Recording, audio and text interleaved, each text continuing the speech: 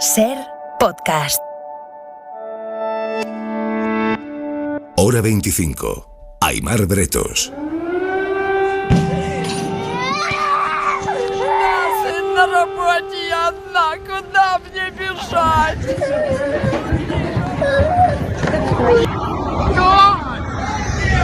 Are you filming? Yes, I'm filming. Así suena Ucrania en el primer día de invasión rusa. Una invasión que avanza por momentos. Acaba de reconocer el gobierno ucraniano que Rusia controla ya un aeródromo prácticamente pegado a Kiev, está a 35 kilómetros, y los rusos han tomado el control también de la central de Chernóbil. Es una infraestructura importantísima que está también cerca de la capital.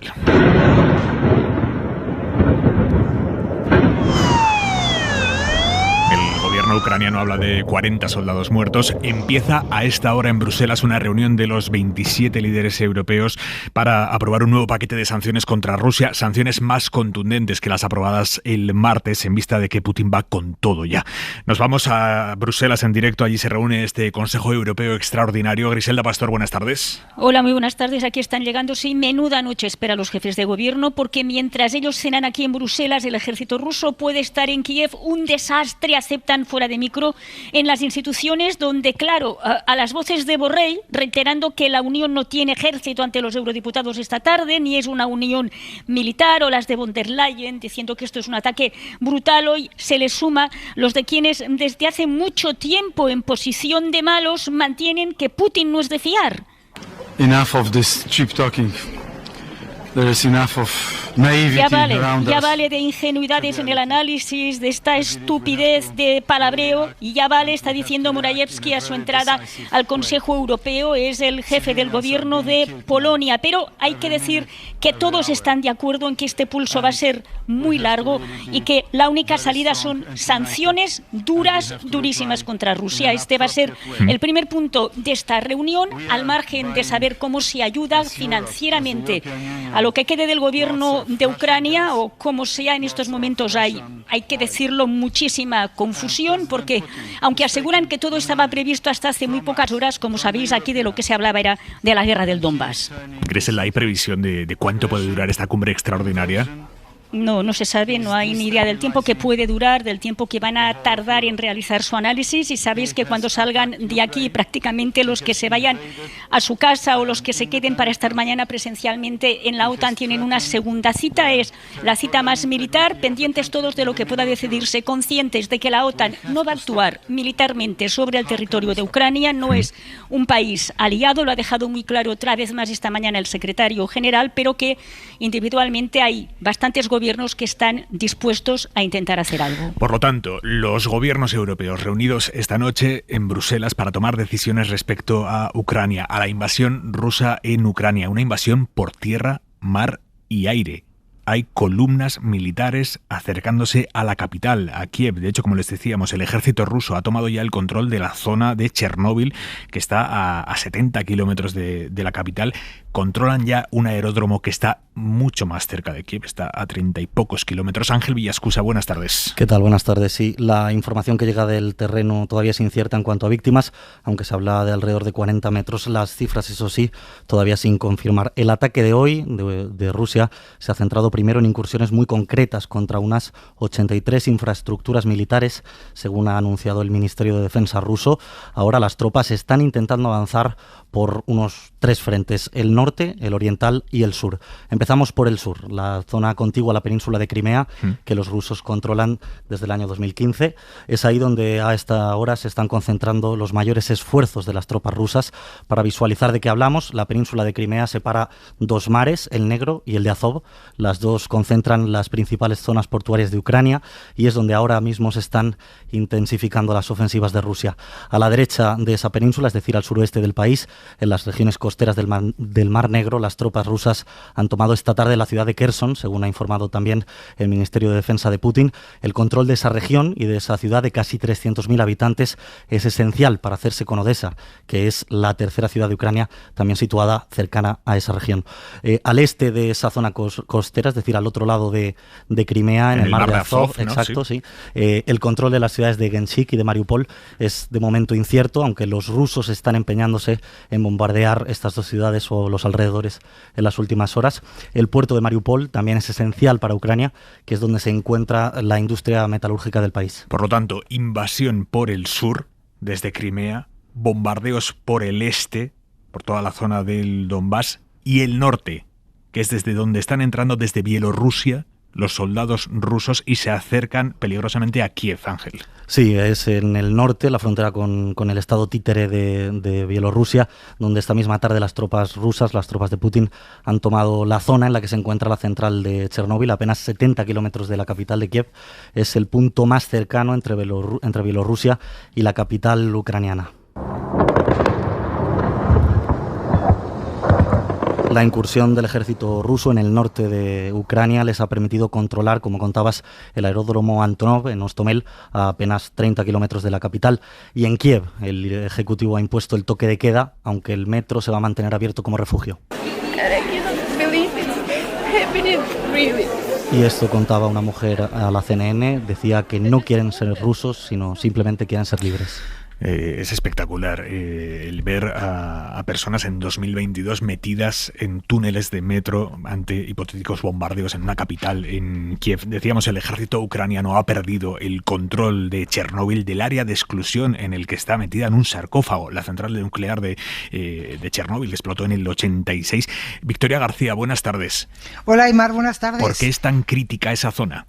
Pues mira, cuando se habla de la importancia de Chernóbil no se refiere al peligro de esa central ni de los restos nucleares que quedan allí, porque ya sabes que no se terminó de limpiar el reactor.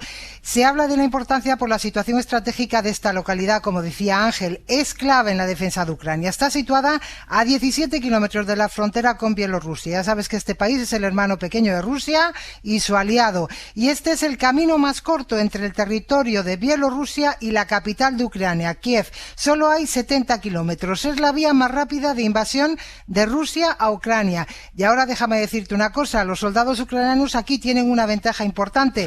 Conocen muy bien esos 70 kilómetros y aunque son pocos, es un terreno muy peligroso de zonas pantanosas y boscosas, ideales para las emboscadas, y ahí el ejército ucraniano tiene más mano que el ruso. Natalia, buenas noches. Buenas noches. ¿Usted dónde está ahora mismo? En una ciudad en el medio de Ucrania que se llama Kremenchuk. Está al lado del río Dnipro. ¿Y cuando ha empezado el bombardeo en su casa, dónde ha sido? ¿En su casa o en su ciudad? Vale, tuve suerte porque marchamos una hora antes de que empezó el bombardeo. Yo estaba en la ciudad de Kharkiv, que está en el noroeste de Ucrania. Y como aquella noche ya iban como rumores que iban a Rusia, que Rusia iba a empezar a intervenir, sí, y que iban a atacar mi ciudad, entonces convencí a mis padres y a mi abuela que íbamos ya, que como marchamos ya, sin esperar, y salimos con 2 coches y fuimos como hacia el oeste, hacia Poltava. Y luego de Poltava hacia esta ciudad que es como más pequeña, también más tranquila, y de aquí se puede cruzar el río e ir hacia el oeste del país. ¿Y han dejado sus casas, usted con su familia? Sí, eso es, sí. Y con mi gata también. Y con su gata. Sí. ¿Es difícil moverse ahora mismo por el país? Sí, cuando salimos a las 3 de la madrugada no había coches, solo vimos como movimiento militar ucraniano, pero no hubo casi coches civiles. Pero por la mañana, ya como a partir de las 9, ya cuando la gente ya empezó a entender qué estaba pasando, aparecieron colas inmensas en las gasolineras, también como cajeros para sacar dinero, farmacias, cosas así. Y también más cerca al mediodía aparecieron como colas, tráfico enorme para ir de Kharkiv hacia Kiev o hacia el sur, como fuimos nosotros. Sí, tiene que estar. Sí, como ya era más difícil de moverse por el tráfico. Sí, tiene que estar fuera de su casa muchos días. ¿Qué planes tiene? ¿Se plantea intentar emprender un viaje más largo, incluso salir de Ucrania? Sí, el plan inicial fue ir hacia la frontera occidental del país, en la región que está muy cerca de los Cárpatos, como ir a una ciudad pequeña que está muy cerca de la montaña. Ahí yo supongo que ahí me sentiría más segura, porque ahí no hay como objeto estratégico que yo espero que no va a atacar los civiles solos. Entonces, el plan inicial fue ir ahí, pero ahora también por el camino tenemos que hacer cambios porque, por ejemplo, teníamos que coger una carretera en el medio que ahora está cerrada por los bombardeos de una base militar ucraniana, y ahora la carretera también está cerrada porque fue una explosión de munición ahí, ¿no? Y sigue siendo peligroso. Entonces tenemos que hacer otro plan y ver cómo podemos llegar a nuestro destino haciendo como otro plan. ¿Qué les dicen las autoridades? Vale, yo sinceramente, como tengo tantos problemas, como tengo que enfocarme en conducir y luego cargar el coche, porque tengo coche eléctrico, uno de nuestros coches es coche eléctrico, y las cargas de alta velocidad no funcionan, no hay como corriente suficiente, entonces tengo que pasar mucho tiempo cargando, esperando. Entonces no tengo mucho tiempo para leer ni siquiera noticias, pero intento leer lo que está pasando en la zona donde intento ir para saber sobre la seguridad y si hay algunos obstáculos.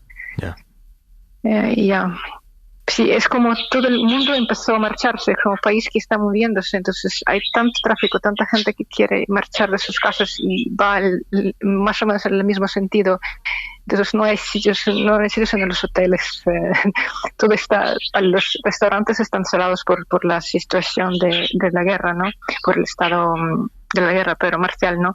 Pero es muy complicado ahora moverse por el país. No sé cuándo llegaremos a nuestro destino y si llegaremos y cómo será, o tenemos que como desviarnos y cambiar nuestro plan o no. Además usted viaja con personas mayores, quiero decir, sus padres e incluso su abuelo de 89 años. Sí, eso, la abuela sobre todo, eso sí que se complica la situación, porque sí, además mi abuela como sufre demencia, incluso a veces es difícil de explicarle por qué estamos haciendo lo que estamos haciendo y dónde estamos, porque es como, sí, es mucho más difícil. Entiendo que hay momentos que cunde el pánico.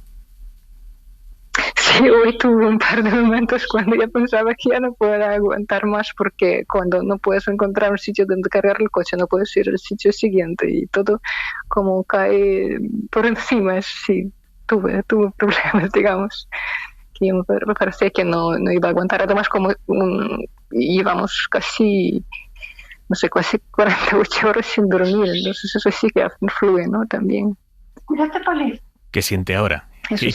¿Quién es la persona que habla por detrás? Estoy muy cansada, quiero dormir, tengo sueño, y también es difícil de creer lo que está pasando conmigo y con mi familia. Me parece que es un día más raro de mi vida, no sé.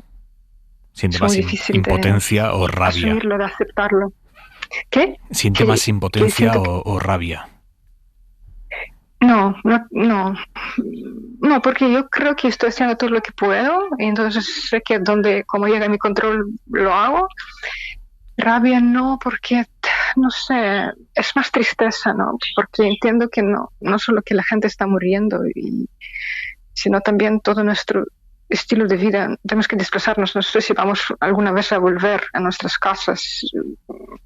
Y es no solo como objetos inmobiliarios, no, es como casas, recuerdos, la gente que estaba ahí, el estilo de vida, no sé dónde vamos a vivir, ni qué va a pasar con nosotros. Eso sí que da una tristeza inmensa. Además, recibo llamadas de muchos amigos que están por otras partes de Ucrania, sobre todo hay muchos en Kiev, muchos se quedaron en Kharkiv y dicen que está ocurriendo con ellos, y es también muy difícil asumirlo y cómo aceptarlo, y no sé, es muy doloroso todo sin miedo, y con bombardeos y con sonidos y con humo, y no saben qué va a pasar, hay una incerteza enorme también. Sí, es muy doloroso. ¿Le han dicho si los bombardeos se han acercado a la zona de su casa? Donde desde yo en Kharkiv vivía cerca de un aeródromo, ¿no?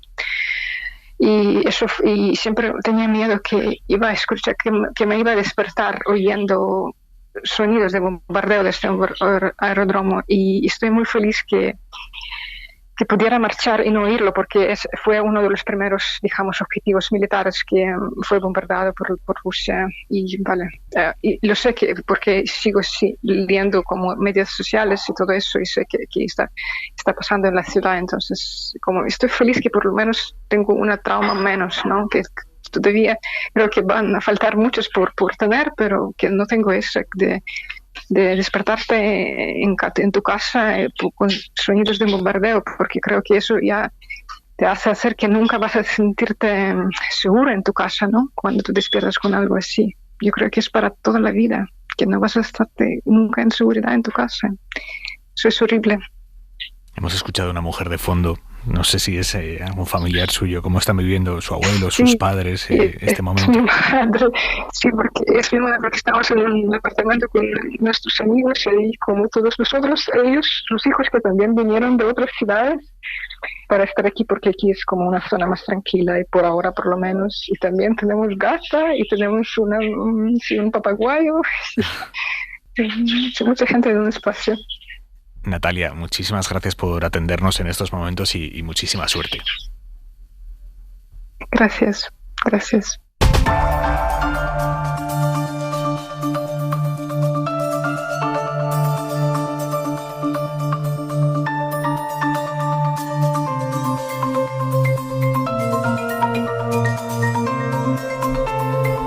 Así están viviendo los ucranianos una invasión que Putin ha vuelto a justificar esta tarde, esta vez ante un grupo de empresarios rusos. Les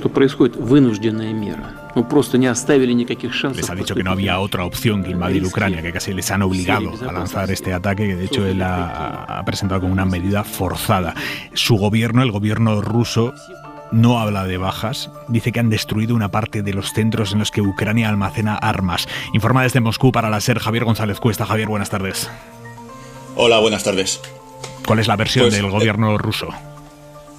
El presidente ruso, Vladimir Putin, ha reaparecido de nuevo tras comenzar la invasión con Ucrania y lo ha hecho en el mismo lugar donde reunió al Consejo de Seguridad que bendijo el conflicto. Como decías, esta vez lo ha hecho con la élite empresarial, con banqueros, directivos de petroleras, gasistas, que tampoco escaparán a la foto con el líder ruso de esta guerra. Putin les ha dicho que las sanciones ya estaban contempladas y se habían preparado para ello, lo que es otro motivo más para creer que la guerra ya estaba prevista desde hace bastante tiempo. Por otra parte, el ministro de Exteriores, Sergei Lavrov, ha asegurado que Rusia está dispuesta a negociar bajo los principios de la ONU, con Occidente, pero también ha acusado de esta invasión a Estados Unidos y a Europa, lo que parece que no da mucho margen de maniobra. Y además de la información que contó el compañero de Ucrania, cabe destacar que el Ministerio de Defensa ruso ha anunciado también que han recuperado uno de sus objetivos estratégicos, que es el suministro de agua del río Dnieper a Crimea, que cortó Kiev cuando se anexionaron la península en 2014. Allí en Rusia, la policía ha detenido esta tarde-noche a más de 1.500 personas en protestas contra la guerra, protestas que se han convocado en 40 ciudades del país como esta. Es el no a la guerra que sonaba en Moscú antes de que entrara la policía a detener a todo el mundo que estaba allí congregado, con la gente cantando. Otra protesta en San Petersburgo. Y como digo, más de 1.500 detenidos, Javier.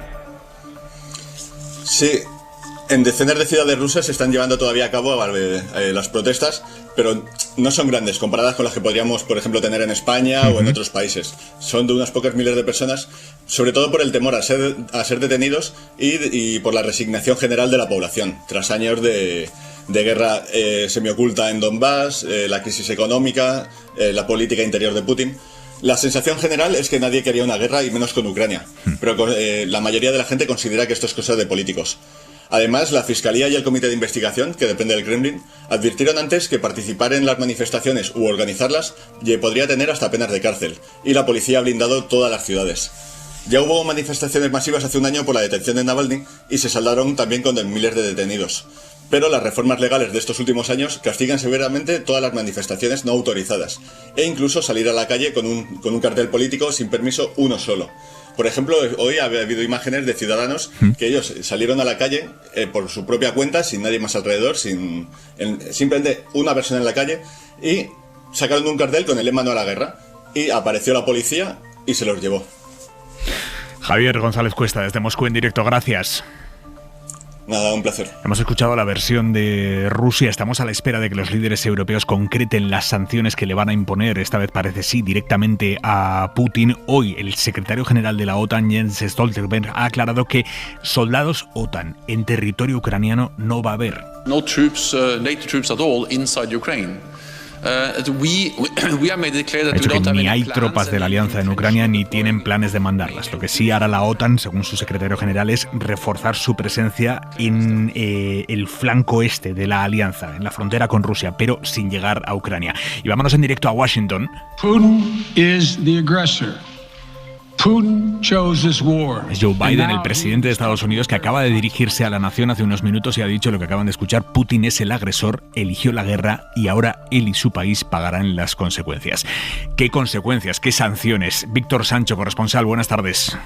Buenas tardes. Pues como decías, hace nada, escasos minutos que ha terminado esta declaración de Biden, en la que ha empezado criticando el brutal asalto de una guerra que es únicamente culpa de Vladimir Putin y que pone a Europa en un momento muy peligroso por culpa de este interés del presidente ruso de lo que dice es restablecer la Unión Soviética, que según Biden es todo lo que quiere, de lo que se trata este conflicto. Ruptura total de las relaciones entre Washington y Moscú y por tanto anuncio de una respuesta que, como se esperaba, son sanciones que ha definido como devastadoras y se centran básicamente en el ámbito financiero. Limitación de la habilidad de acceso y comercio en dólares, euros, libras y yenes, y bloqueando el financiamiento del ejército, veto al acceso a material electrónico crucial y limitar la capacidad tecnológica rusa, y además se añaden a las sanciones nombres concretos de miembros de las élites rusas que se han beneficiado de las políticas del Kremlin. No son las únicas medidas. Washington acaba de anunciar que expulsa del país al número 2 de la embajada rusa en la capital, y en el marco de la reafirmación del compromiso con la OTAN, el Pentágono ha dicho que envía 7.000 nuevos soldados hacia Europa, concretamente Alemania, y se preparan más por si fuera necesario movilizar más tropas para defender a los aliados. En ese sentido, el Pentágono ha compartido algunos detalles de los que se ha vivido hoy en Ucrania. Según lo que dicen, Rusia habría utilizado 100 misiles que se habrían utilizado, como digo, en lo que consideran que es solo la fase inicial de una invasión que planean a gran escala, una conclusión a la que llegan por dos motivos. El primer motivo es porque todavía no han puesto en acción a la gran mayoría de los 175.000 soldados que dicen que hay desplazados en la frontera con Ucrania, y por otra porque están convencidos que el objetivo final es el asalto a Kiev, la capital, para decapitar al gobierno de Zelensky e instalar un ejecutivo de su grado, y que si todo sigue como ahora podría suceder en la próxima semana. Víctor Sancho, en directo desde Washington. Gracias, buenas tardes. Gracias. La Unión Europea y los aliados queremos también demostrar al gobierno de Putin que las violaciones contra el derecho internacional y contra la soberanía y la integridad territorial de terceros países no deben quedar impunes. Pedro Sánchez, presidente del gobierno de un país en el que tenemos ahora mismo a 112.000 ucranianos viviendo, según el Instituto Nacional de Estadística. Durante todo el día estamos asistiendo a concentraciones de estos ciudadanos ucranianos delante de las delegaciones rusas.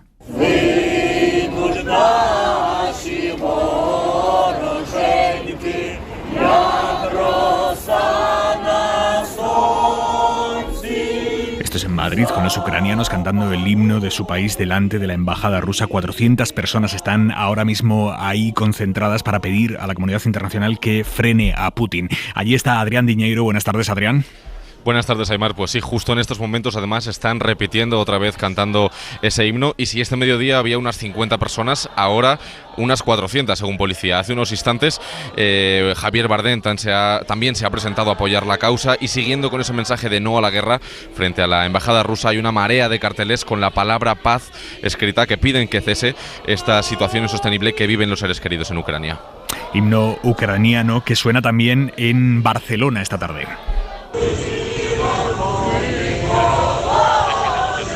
Unas 600 personas se han congregado frente a la Plaza San Jaume, y en Bilbao está en marcha ahora mismo una concentración en apoyo a Ucrania convocada por la Asociación de Ucranianos en Euskadi. Se celebra frente al Ayuntamiento de la capital vizcaína. Allí está Aisha Sánchez, periodista de la SER. Buenas tardes.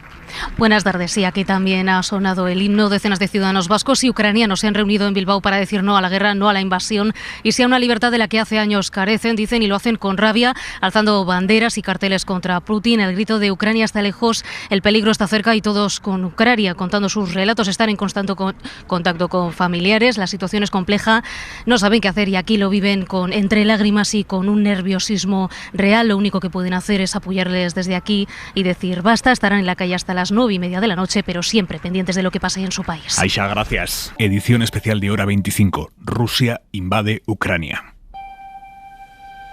A las 5 de la mañana me desperté por el sonido de una explosión muy grande. Como no tenemos coche, mi hijo y yo estamos solitos en casa preparándonos para lo peor, haciéndonos las maletas con las cosas necesarias, los documentos y la ropa y ya, poder salir rápido. Intentar salir lo antes posible, pero ahora mismo la única vía es esta, y es que de hecho hay una carretera y está pues todo el mundo aquí en Kiev intentando salir de la ciudad y ya te digo, la situación es un poco caótica. Es un descontrol total, la información llega de todos lados, uno no sabe de repente quién qué creer, pues una imagen verdaderamente de terror. Yo creo que el escenario que estamos viendo es el peor que uno se podía haber imaginado, que estuviesen intentando entrar por todos lados y atacar a Kiev y a otras ciudades. No.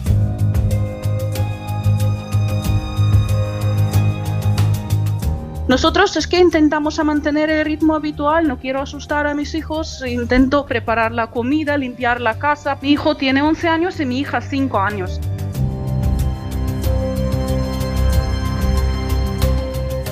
Y podemos hablar a esta hora con el exsecretario general de la OTAN, alto representante para la política exterior y seguridad común europea, Javier Solana. Buenas tardes. Buenas tardes. Putin ha cumplido su amenaza, lanzó un órdago, está ahora mostrando sus cartas. ¿Llegó a imaginar usted este escenario de invasión? Pues para decirte la verdad, no.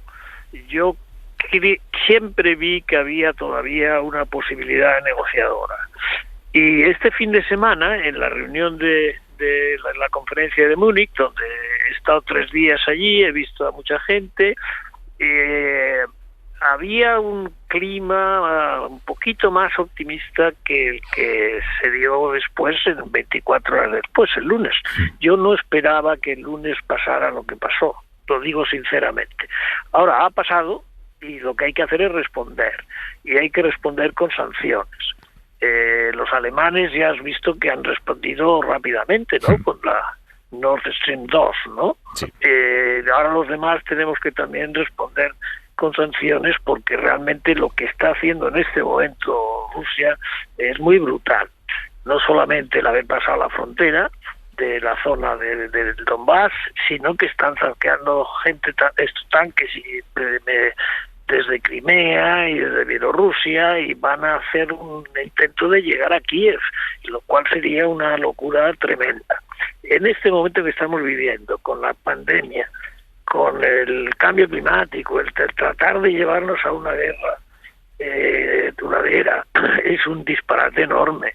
Así que tenemos que hacer todo lo posible para que meter en razón a Rusia, que realmente es la responsable de esta situación. ¿Qué cree que está buscando Putin con esto? Pues yo creo que Putin, en sus sueños, yo creo que está pensando que él no se va a morir sin que Ucrania sea parte de Rusia, toda Ucrania. Y eso es un poco su obsesión. Y ese sentido de obsesión que tiene, pues hace que las cosas sean más difíciles para ser pactadas, ¿no? ¿Ha fallado la diplomacia? No se acabó la diplomacia, no, al contrario. Yo creo que en estos momentos también la diplomacia es fundamental. La diplomacia es la manera como los estados razonables se tienen que tratar entre ellos. Hay momentos en que algún estado pierde la razón y se dedica a hacer guerras, o varios estados se dedican a hacer guerras, pero también en esos momentos la diplomacia es fundamental. ¿Cómo valora la respuesta de Occidente? ¿Está siendo acertada? ¿Está reaccionando a tiempo? Yo creo que está siendo acertada. Nosotros, desde luego, hablando de Europa no tenía otra manera de actuar que tratar de negociar la solución. Piense usted que el programa Minsk, el acuerdo de Minsk, es un acuerdo que está hecho con los europeos y con Rusia. y es una de las primeras muertes de un posible acuerdo negociador que ha tenido lugar. Ya no existe ese acuerdo. Ayer se acabó ese acuerdo, ¿no? La OTAN ha dicho que no va a haber soldados OTAN en suelo ucraniano, pero al mismo tiempo hoy hemos escuchado, por ejemplo, al primer ministro belga diciendo si no actuamos, Putin no se va a detener en Ucrania. ¿Cuánto tiempo va a durar esa posición o estamos en disposición? Creo que la posición en este momento es para poner de manifiesto que Ucrania no forma parte de la OTAN, que todo lo que Putin está diciendo pues no es verdad. A lo mejor pasa dentro de 20 años o de 10 años, pero ahora mismo Ucrania no es parte de la OTAN y no lo va a ser. Y por lo tanto las tropas de la OTAN no pueden entrar en Ucrania. Aunque Putin termine tumbando el gobierno ucraniano y haciéndose con el control del país. Ya veremos lo que pasa en esas circunstancias, pero en este momento la OTAN no va a entrar en Ucrania, va a ayudar todo lo que pueda, pero no va a entrar en Ucrania. Digamos, sí. El artículo 5 de la OTAN no se puede aplicar a Ucrania. ¿No? El artículo 5, para que todos nos entendamos, es en el que un país de la OTAN agredido pide ayuda al resto de países de la OTAN y el resto tiene la obligación de actuar. Pues eso, claro, en este caso no existe, entonces bastaría para que, digamos, Hungría dijera que no y no habría acuerdo colectivo, ¿no? Yeah. Pero bueno, vamos a seguir, estamos en una situación muy difícil, yo ya le digo, no esperaba estar hoy donde estamos, pero hay que tener todavía la cabeza fría y tratar de que se dé una contestación por la vía de las sanciones suficientemente dura para que podamos esperar que Putin le cueste mucho el seguir este camino. Decía Borrell esta semana, las sanciones hacen daño pero no hacen milagros. Bueno, casi nada hace milagros. Las bombas tampoco. Javier Solana, muchísimas gracias. Gracias a vosotros. Un abrazo y gracias por atender a Hora 25. Hora 25.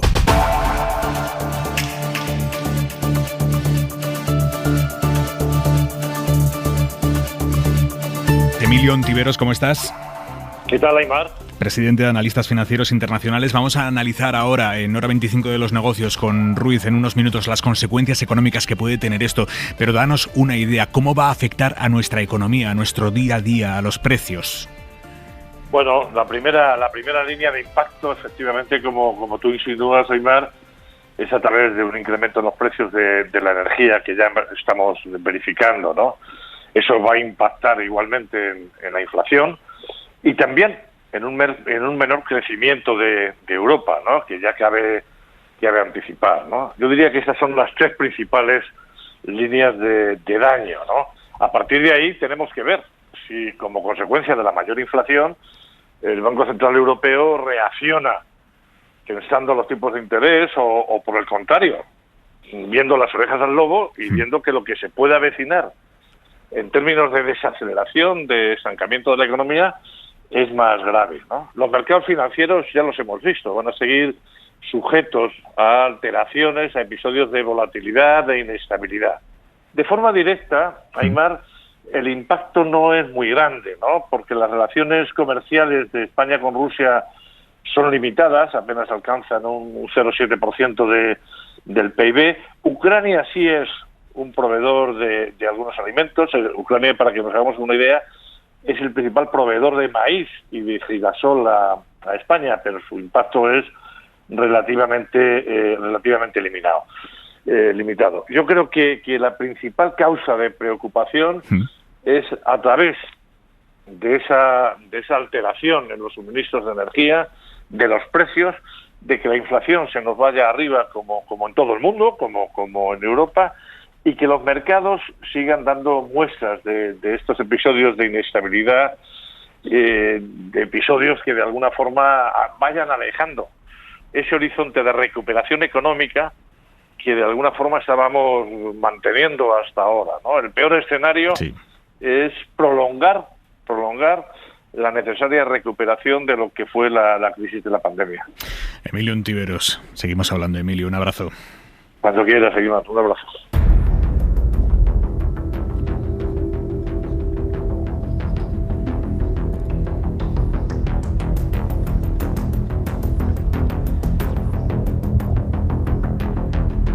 Nicolás de Pedro, jefe de investigación del Institute for Statecraft de Londres. Buenas tardes.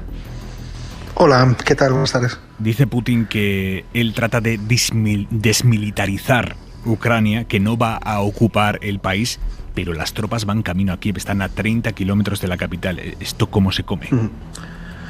Bueno, esto es un intento más de engañar y de utilizar la mentira y el engaño como, en fin, con fines estratégicos. No es tampoco una novedad decir que es desmilitarizar, destruir el ejército ucraniano, incluyendo, en fin, evidentemente, eliminando físicamente a sus miembros. Pues sí, es desmilitarizar, pero evidentemente es un eufemismo para encubrir esto, ¿no? Pero desde luego yo creo que la parte relevante es la del intento de engaño, ¿no? Recordemos que hasta hace nada estaban diciendo que eran unas maniobras y estaban jurando y perjurando que no tenían ninguna intención de llevar a cabo ninguna acción, y hoy sabemos que con total certeza que esta es una decisión tomada hace ya bastante tiempo y que la inteligencia de Estados Unidos y el Reino Unido era la correcta, la inteligencia de Reino Unido. Vamos a intentar recuperar esa conexión.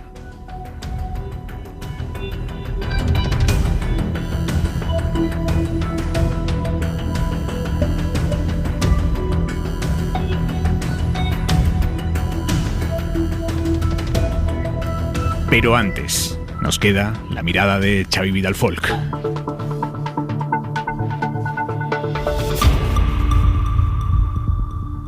Como Hitler, Putin utiliza la técnica de rebanar el salchichón. En 1938 el Führer se apoderó de los Sudetes, la región checoslovaca de habla alemana.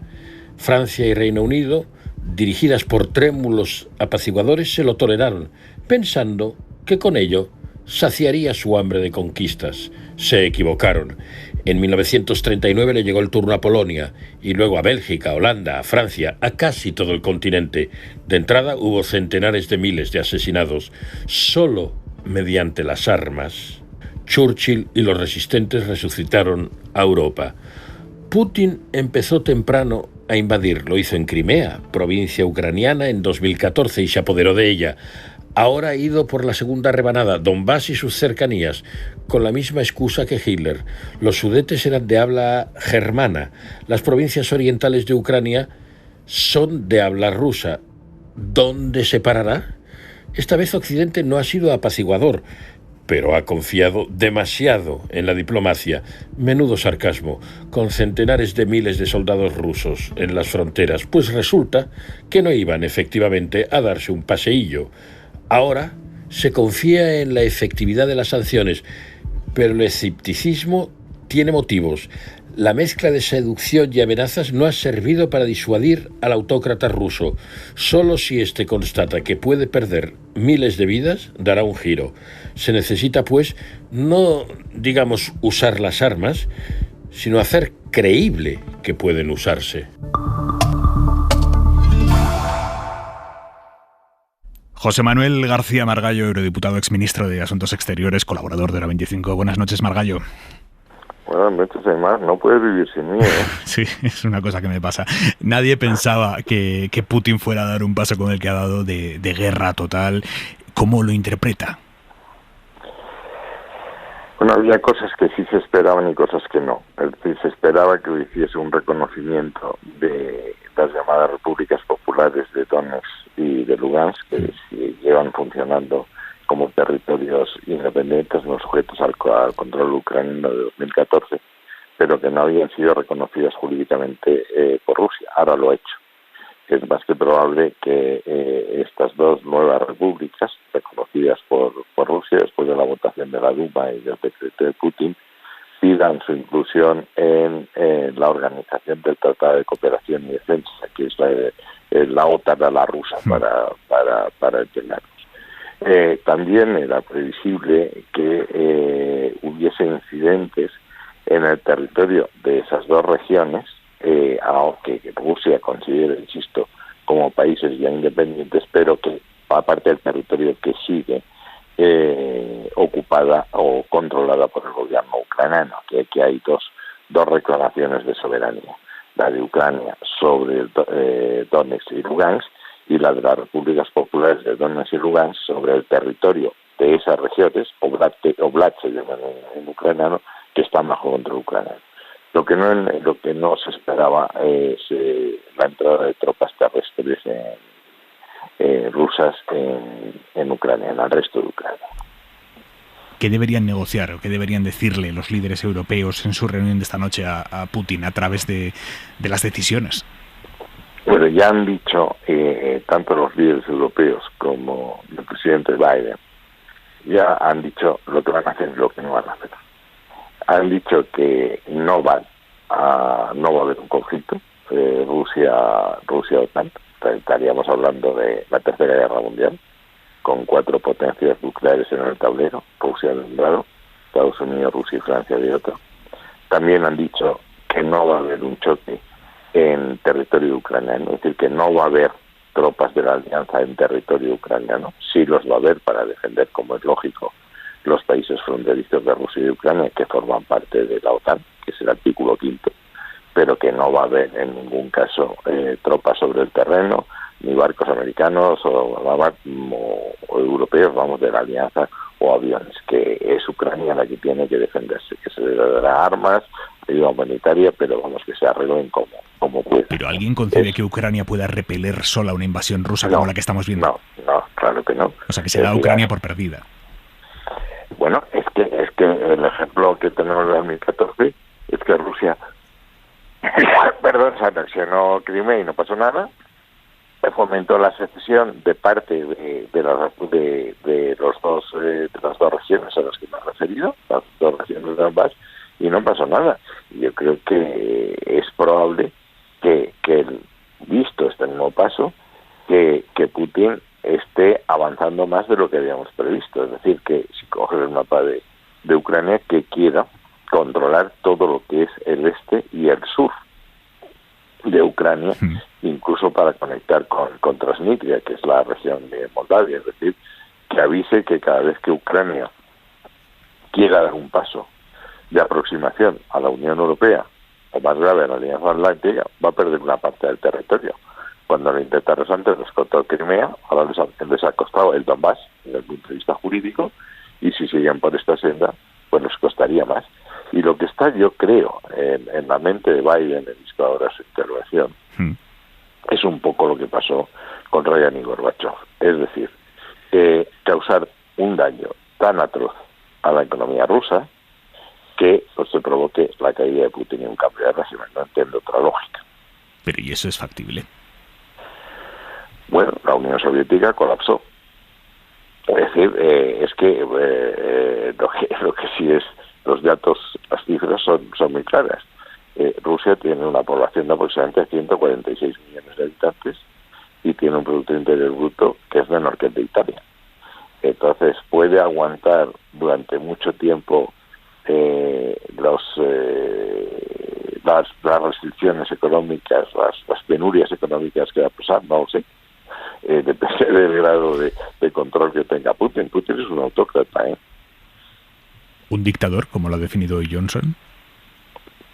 Absolutamente, pero vamos, es que esto no es nuevo. En la Conferencia de Seguridad de Múnich, Lavrov, el ministro ruso, dijo que el orden liberal internacional que nos dimos después del 45, con habla de los Estados Unidos, el Estado de Derecho, las libertades individuales, la economía abierta y todo eso, que era algo que se habían dado los países privilegiados del mundo para seguir oprimiendo a los menos privilegiados, y decidió con enorme entusiasmo Zarif, que es el ministro de Exteriores de Irán. Ellos conciben que hay un orden internacional alternativo al que hemos conocido, y eso está ganando terreno en el mundo. Es decir, en América Latina cada vez son menos las democracias liberales y más las democracias iliberales, los regímenes autoritarios y el proteccionismo económico. Margallo, le espero aquí el lunes en esta mesa. Un abrazo. ¿Ah, sí? Bueno, pues ahí estaré. Si logro recuperarme de este asedio mediático al que estoy siendo sometido. Pobre, que a usted no le gusta nada, claro. Sí me gusta, pero me cansa. Es que uno tiene una edad, ¿sabes? Un abrazo, Margallo. Adiós. Margarita Yakovenko, periodista y escritora, buenas noches. Buenas noches. Tiene usted ahora mismo 8 familiares en Ucrania.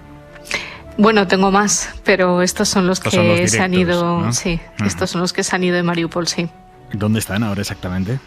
Están en la región de al lado, en una ciudad que, bueno, prefiero no decir el nombre por... Vale. ¿Cómo ha sido o en qué momento han tomado la decisión de marchar de su ciudad? La han tomado esta misma mañana, a las 5 de la mañana. Se han despertado con los sonidos de las metrallas, los disparos. No sabemos si eran misiles, si eran bombas, qué era lo que estaba disparando. Y directamente han recogido un par de cosas y tal cual se han subido al coche. Básicamente se han ido con lo puesto. Y bueno, y con suerte que se han ido tan pronto porque han podido salir de la ciudad, porque después ya ha sido bastante difícil conseguirlo. ¿Está en contacto con ellos? Estamos en contacto, sí. Por suerte, de momento, las telecomunicaciones con Ucrania se mantienen. Estamos rezando para que no caigan, para que no haya ningún ataque. Y de momento podemos hablar con ellos por WhatsApp. Nos mandan vídeos, nos mandan fotos y, bueno, de momento están bien. Y los que no se han querido ir de la ciudad, pues de esos la verdad es que no, ahora mismo no tengo noticias, pero tengo entendido que lo han intentado después y ha sido imposible porque había demasiados ataques, entonces se han dado media vuelta a mitad de camino. Han intentado marcharse más tarde, pero ya era imposible. Era imposible, les ha dado miedo y han decidido que mejor se quedaban en casa.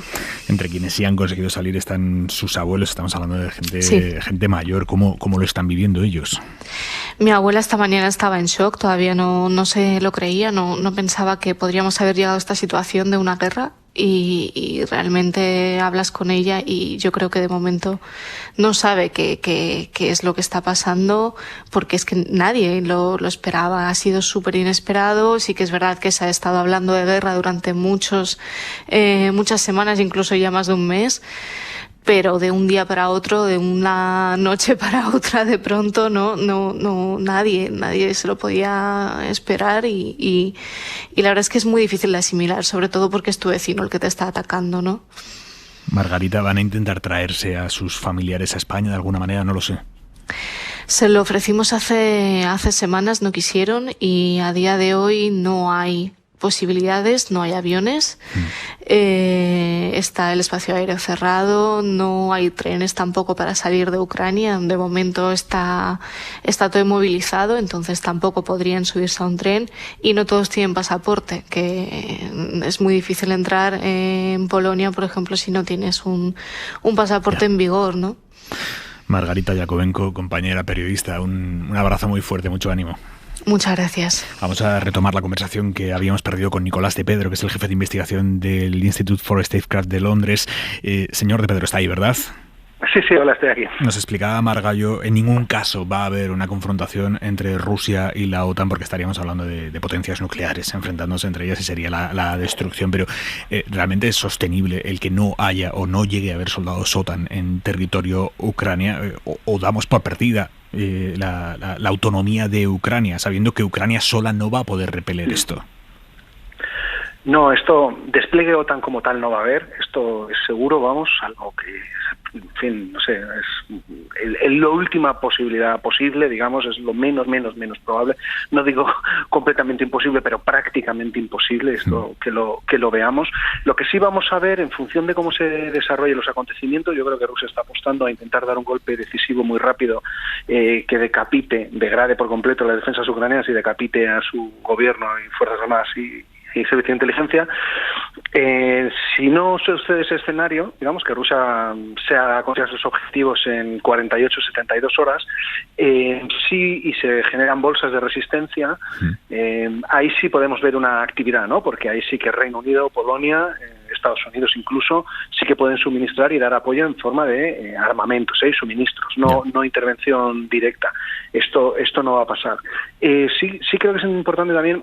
Dicho todo esto, ¿no? Desde luego OTAN no va a buscar esta confrontación, no va a participar activamente y Rusia, en principio, tampoco va a buscar esa confrontación, ¿no? Pero sí creo que debemos de ser cautos, porque con esta misma perplejidad, ¿no?, que estaba describiendo ahora Margarita, sigue jugando Rusia con cierta ventaja. Y lo que quiero decir es que ellos van a conseguir, en principio cuentan con conseguir sus objetivos en Ucrania, pero tengamos muy en cuenta que el Kremlin no persigue solo objetivos en Ucrania, persigue también objetivos en Europa y en el conjunto del espacio euroatlántico. Y para imponer sus condiciones, el ultimátum que lanzó a la Comunidad Euroatlántica a mediados de diciembre del año pasado, hace 2 meses, esos no los va a conseguir incluso aunque doblegue a Ucrania. Entonces Rusia contempla, como ya sabía, digamos, porque Europa sobre todo jugamos siempre con las cartas descubiertas, ¿no? Jugamos al póker con las cartas encima de la mesa, sí, pero descubiertas. Ellos ya sabían nuestra reacción y es de suponer que tienen previstos diferentes escenarios y diferentes formas de escalar y generar la suficiente tensión como para que los europeos, en particular, no solo, pero también Estados Unidos, obviamente, nos veamos forzados a aceptar como poco una negociación en los términos de fuerza que quiere plantear Rusia. O sea, con esto quiero decir que ya veremos, que yo no descartaría que intenten elevar la tensión en algún otro teatro sin buscar la confrontación, pero sí generar la tensión para poner particularmente nerviosos a los europeos. Se ha cometido el error de infravalorar la capacidad de acción del líder ruso. Yo la verdad creo que sí, y esto lleva pasando, 8 años, la guerra lleva 8 años, Rusia lleva con una política proactiva muy agresiva de infiltración y ataque en nuestras sociedades, en el conjunto de las democracias liberales occidentales de muchos años, persiguiendo fines estratégicos y aumentando cada vez más la retórica. Y hasta ayer mismo, digamos, en el ambiente de la burbuja de Bruselas y de las capitales de Europa Occidental, la idea seguía siendo que la visión dominante seguía siendo que esto no era más que un ejercicio de diplomacia coercitiva, que esto era un desafío, un órdago planteado únicamente como una medida de fuerza, pero sobre todo lo más peligroso, que esto, bueno, podía haber sido, digamos, esto era razonable que algunos lo pensaran, pero sobre todo partiendo de la premisa de que la posibilidad de una guerra es inconcebible, porque eso es completamente ajeno ya a nuestro continente europeo y esto no puede pasar. Y esto es un problema porque desde la óptica de Rusia sí que es posible y está dispuesto a utilizar la fuerza militar para alcanzar fines políticos y estratégicos, ¿no? Y proyectar fuerzas sobre varios de sus vecinos, porque mientras está interviniendo en Ucrania, también está prácticamente absorbiendo de facto Bielorrusia, que celebra un referéndum constitucional este domingo, en el que, entre otras cosas, van a introducir una modificación que permite de nuevo el despliegue e instalación de armamento nuclear ruso en Bielorrusia. O sea que vamos a ver un cambio del equilibrio estratégico de fuerzas en Europa muy significativo y que va a ser particularmente inquietante y poco propicio para la Unión Europea. Señor de Pedro, dentro de este grupo de cosas inconcebibles, hasta que pasan a ser concebibles, le planteo una cuestión que está ahora en las conversaciones que mantenemos con todos los ucranianos, que está en sus propios medios y miedos también. ¿La vida de Zelensky está en peligro si se queda en Kiev? Sí, seguro. Esto ya lo ha hecho antes, digamos. Quienes están al frente de Rusia son todos, en su mayoría, digamos, provienen del núcleo dirigente, proviene de la KGB, y esto, digamos, ya lo hicieron en el año 79, sin ir más lejos, en Afganistán. Así que esto sí, esto yo, en fin, no me parece en absoluto inconcebible. Nicolás de Pedro, jefe de investigación del Institute for Statecraft de Londres, muchísimas gracias. Buenas noches. Muchas gracias a vosotros. Buenas noches.